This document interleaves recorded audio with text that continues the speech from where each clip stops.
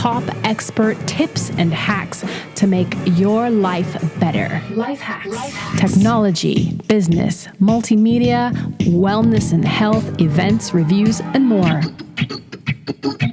LifeHakx.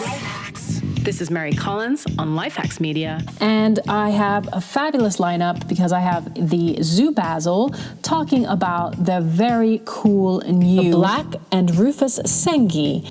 I also have some really interesting brothers who managed to set up business based on fruit juice and beer to help provide a new way to feed farm animals and zoo animals too. So with that, let's get into our first interview.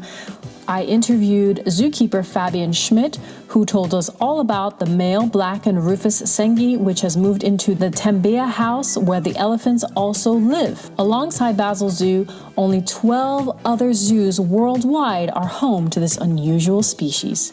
And here is the interview. I'm on LifeHakx Media. My name is Fabian Schmidt and I'm curator at Basel Zoo.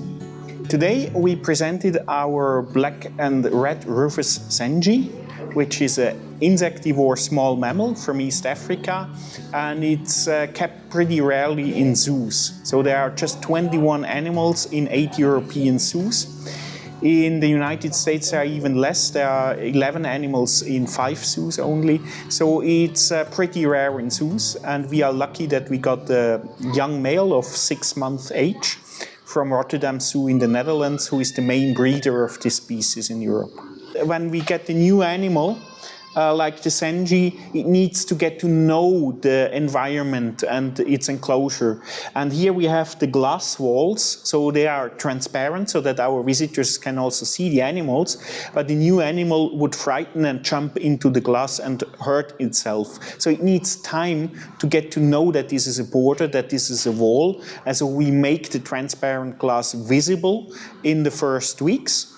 Now it's already here for 5 weeks, so we started to tear off parts of it. So we don't do it in one, so it's not completely packed, and the next day it's completely transparent. So but we make stripes, so it gets used to be slowly removed. And once it's fully adapted to the enclosure, all this paper will be gone, and our visitors will have again the clear view. And it didn't matter in the first days anyway, because when the Sengi was new to the enclosure, it was hiding most of the time, and it hides by digging itself into the ground, into nests out of dry and dead leaves that lay on the ground. And it can do that within 2 or 3 seconds. It disappears into the ground. And also when it comes out, it's like a little earthquake in the leaves, and then it comes out and goes out in the enclosure or in the wild, also through the leaf litter. The leaf litter is very important, not only because it's a retreat for the animal, but because with its long trunk, its long nose, it's also browsing through the leaf litter and finding its food, which consists of insects, of spiders, of worms, and similar invertebrates. They're all from Africa, and originally they were put into the order of insectivores.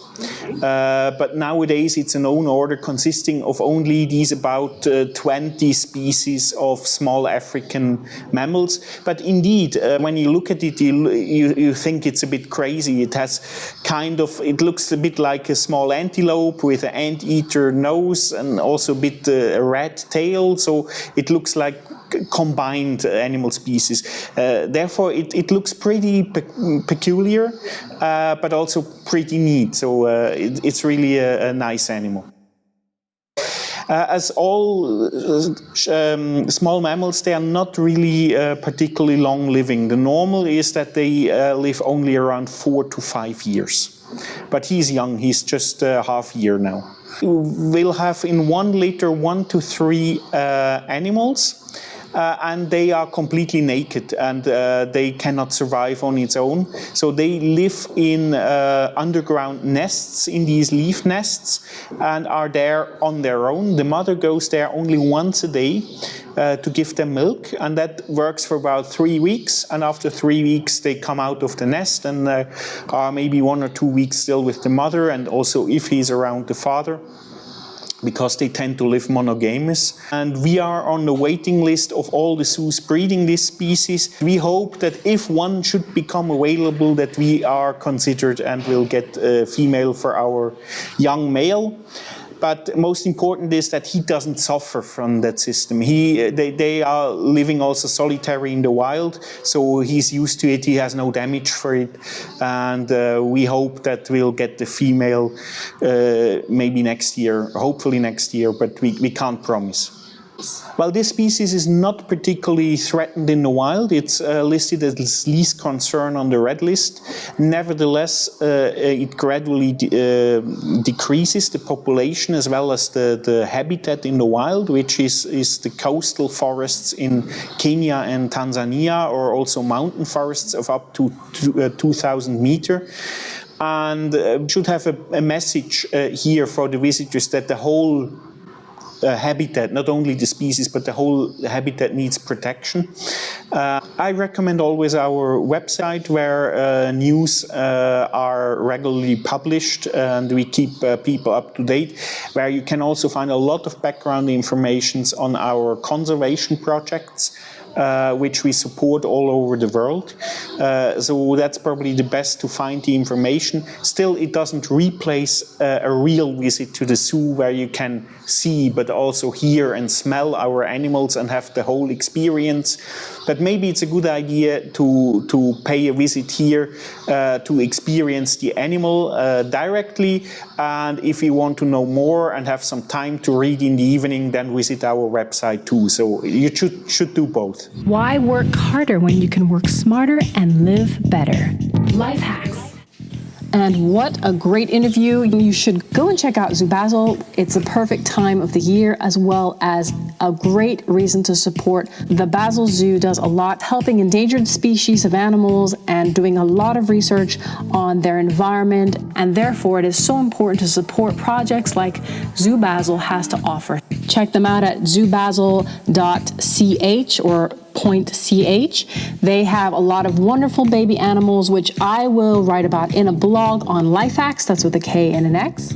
So do check them out and go and enjoy the weather and all the adorable animals. LifeHakx. This is Mary Collins on LifeHakx Media. So what if I told you that beer and fruit juice tend to go to waste once they are left over in their environment? So for people who actually don't finish their beer or their fruit juice, a lot of this stuff goes to waste. Now, what if I told you also that one of the biggest problems in the agricultural industry, especially with farmers and breeding animals, is that a lot of soya is being used to feed these animals, which is not only bad for the animals and the environment, it is really, really bad for the pollinating insects like bees, because soya doesn't need bees to pollinate them, and therefore fields and fields of soya, terrible for the environment, ultimately terrible for animals. Well, there are 3 brothers who have come up with something called SmartBreed. While I was at Zoo Basel, I had the opportunity to interview these brothers who founded SmartBreed. Christoph, who worked for industry and technology companies and has experience in investment banking. Adrian, who holds a master's in nanotechnology from both the University of Basel and Harvard, is currently working on his PhD in bioengineering at ETH Zurich. And Patrick, who has a bachelor's degree in law from the University of St. Gallen.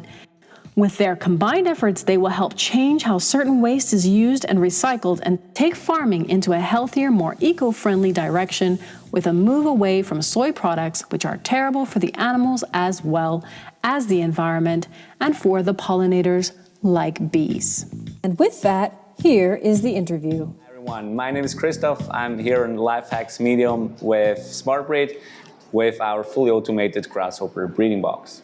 A fully automated grasshopper breeding box means that we enable farmers, we enable our customers to breed grasshoppers fully efficient, on low cost.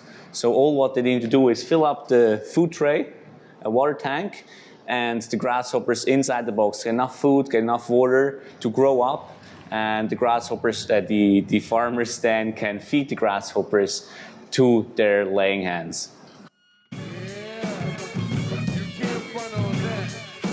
LifeHakx.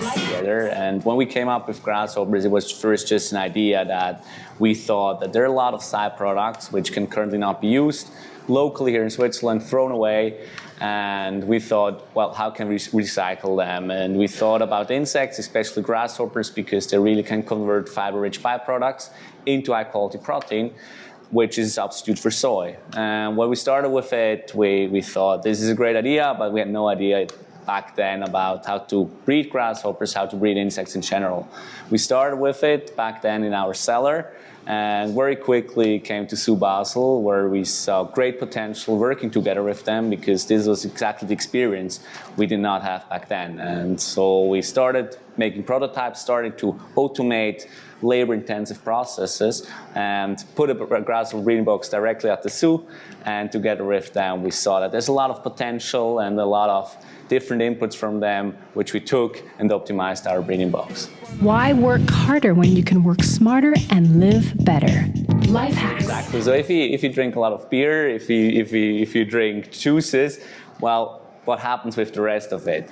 And currently they're not used. A lot of them is not used because there's just too much. So most of them goes back as fertilizer in the fields. However, they still have some fibers, and fiber cannot be used by chicken, it cannot be used by cows, so that's why it's currently unused. However, grasshoppers have the power that they can break this fiber and they can convert it into high quality protein. And so we really take that as an advantage and use actually this unused byproducts, put it to the grasshoppers, and so the grasshoppers then convert it, eat it, and so the farmer then can feed these grasshoppers to their chicken as a high quality protein food source. Away from soy, and with grasshoppers we found an ideal substitute for soy, which also gives a lot of benefits in terms of health to the chicken.